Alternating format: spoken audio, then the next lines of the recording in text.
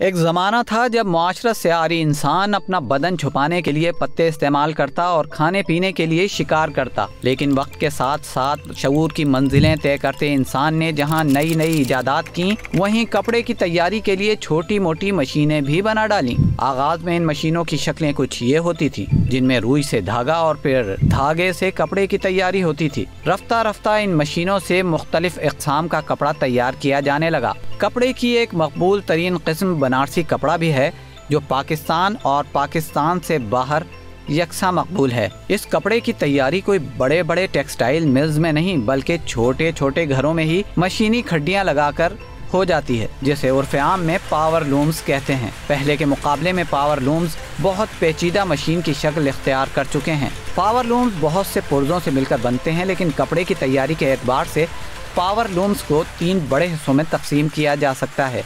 पहला अगला हिस्सा, जहां से मशीन को स्टार्ट किया जाता है। दूसरा बैक मोशन कहलाता है, जिसमें बीम लगे होते हैं और बीम में धागा लिपट कर तीसरे और सबसे अहम हिस्से यानी लूम्स की तरफ जाता है, जहां कपड़े की तैयारी का अमल शुरू हो जाता है। ये मशीन का नाम है power loom. Power loom machine है। अब देखें ये मशीन बंद है, ये इसका ये हैंडल है और ये धागा ख़त्म हो गया। अब मैं ये धागा लगाऊंगा, ये खुद ब खुद रुक जाती है। ये बॉबिन है, इस पर धागा हम भरते हैं, फिर ये भरी हुई बॉबिन है, ये इसमें धागा लगा हुआ है। अब ये लगाया हमने, अब ये इसमें सिलो में डाला, इसको हम सिलो बोलते हैं। इसमें ये चलता है ना, ये शटल है, शटल को सिलो में डाला। अब ये हैंडल है, इससे ये मशीन चलाएंगे। ये देखो, ये मशीन चालू हो गई। इस कपड़े की तैयारी के लिए सबसे अहम चीज वो चमकदार धागा है, जिसके ताने बाने मिलकर ये खूबसूरत कपड़ा तैयार होता है। कपड़े की तैयारी में 2 इक़साम के धागे इस्तेमाल होते हैं, एक रेशम का धागा और दूसरा जरी का धागा। इन दोनों धागों को एक छोटे रील नुमा पुर्जे पर लपेटा जाता है, जिसको बॉबिन कहते हैं। बॉबिन पर धागा लपेटने के बाद इसे लकड़ी से बने एक और पुर्जे में फिट किया जाता है, जो शटल कहलाता है। बॉबिन लगाने के बाद शटल को मशीन में दाखिल कर दिया जाता है। जिस हिस्से में शटल को दाखिल किया जाता है, इसे स्लो कहते हैं। अब मशीन चलने के लिए तैयार है।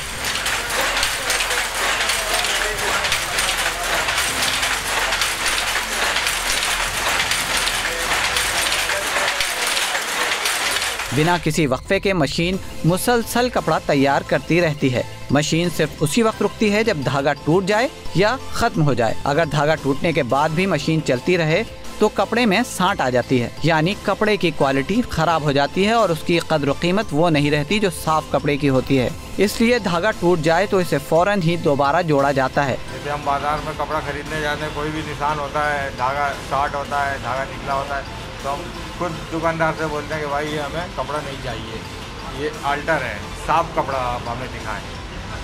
हाँ, शार्ट होती है, उसमें शार्टें होती हैं, वो शार्ट वाला हम खुद नहीं पहनते, तो हम क्यों ग्राहकों को दें इस तरह से कपड़ा बना के। हम भी चाहते हैं, कोशिश हमारी ये होती है कि साफ़ कपड़ा बना के दें, ताकि 2 पैसा हमें भी ज़्यादा मिले साफ कपड़े का, वरना वो अल्टर में बिकता है, कट पीसों में बिकता है, तो हमारा नुकसान है।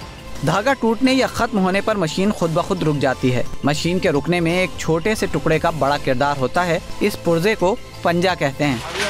मशीन जब धागा खत्म हो जाए, ये पंजा इसको दबाता है, इसको घोड़ी बोलते हैं। ये देखो, ये हैंडल खुद ब खुद गिर गया, नीचे आ गया, मशीन रुक गई। अब हम धागा ख़त्म हो गया, मिसाल है, धागा निकालेंगे, शटल निकालेंगे, धागा चेंज करेंगे। ये बॉबिन है, बॉबिन दोबारा धागा लगाया, ये तैयार हो गई।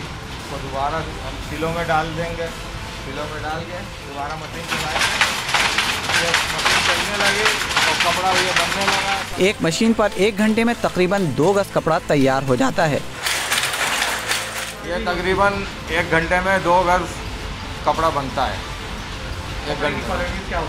क्वालिटी तो माशाल्लाह अच्छी होती है, बनारसी क्वालिटी है, बनारसी कपड़े बनते हैं। ये कपड़े पर मुख्तलिफ डिज़ाइन की तैयारी के लिए मुख्तलिफ पावर लूम्स पर मुख्तलिफ तरीक़ेकार होता है। डोबी मशीन के जरिए बनने वाले कपड़े पर डिज़ाइन की तैयारी के लिए लकड़ी की लंबी लंबी पतरियों पर कीलें लगी होती हैं, जिनके जरिए कपड़े पर डिजाइन बनता है। जेकार्ड की मशीन के जरिए बनने वाले कपड़े पर डिजाइन की तैयारी के लिए कार्ड्स इस्तेमाल होते हैं, जिन पर छोटे छोटे सुराख होते हैं जो कपड़े पर डिजाइन बनाते हैं।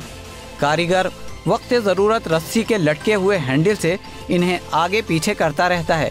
गो के बाजार में कपड़ों की अक़साम की कोई कमी नहीं, मगर बनारसी कपड़े की मकबूलियत दिन ब दिन बढ़ती जा रही है। सिर्फ ख़वातीन ही नहीं बल्कि मर्द भी बड़े ज़ौक़ व शौक़ से बनारसी कपड़ा ज़ेबतन करते हैं, बल्कि अब तो बड़े बड़े सियासी लीडर भी बनारसी कपड़े को तरजीह दे रहे हैं। ये कपड़ा इतना मकबूल है, ये अच्छी डिज़ाइन लग रही है। हमने इसको बनाया है, बिलावल साहब ने ही पसंद किया। अभी पिछले दिनों जलसे में बिलावल साहब ने ये पहना भी था, तो ये बहुत मकबूल कपड़ा है। बनारसी कपड़े की सनत से लाखों लोग वाबस्ता हैं और हज़ारों घरों के चूल्हे जल रहे हैं।